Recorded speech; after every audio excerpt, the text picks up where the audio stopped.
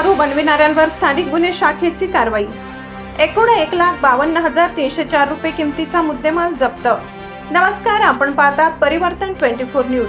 स्थानिक गुन्हे शाखेचे पोलीस निरीक्षक श्री हेमंत पाटील यांना दिनांक 23/3/2026 रोजी गुप्त बातमीदारामार्फत बातमी मिळाली की धडगाव येथे धनाजे गावाचा कारभारीपाडा येथे एका कुडाच्या झोपडीच्या आडोशाला इसम नामे सुनील हात्या पाडवी हात्याचे कब्जात मानवी आरोग्यास अपायकारक अशा स्पिरिट द्रव्यापासून बनावट देशी दारू विक्री करण्याच्या उद्देशाने तयार करीत आहे अशी खात्रीशीर गुप्त माहिती मिळाल्यावरून पोलीस अधीक्षक श्रवण दत्ते यांच्या मार्गदर्शनाखाली स्थानिक गुन्हे शाखा पोलीस निरीक्षक हेमंत पाटील यांनी स्थानिक गुन्हे शाखेच्या पथकास बातमीची खात्री करून कारवाई करण्याकामी सांगितले।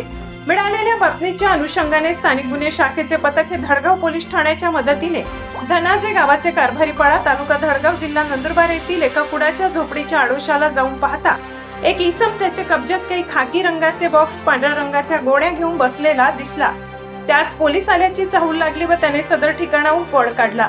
सदर ठिकाणी पथकाने तपासणी करता मानवी आरोग्यास अपायकारक अशा स्पिरिट द्रव्यापासून बनावट देशी दारू टँगो पंच तयार करण्याचे साहित्य स्पिरिट व इतर असा एकूण 1,52,304 रुपयाचा मुद्देमाल जप्त करण्यास स्थानिक गुन्हे शाखेला यश आले।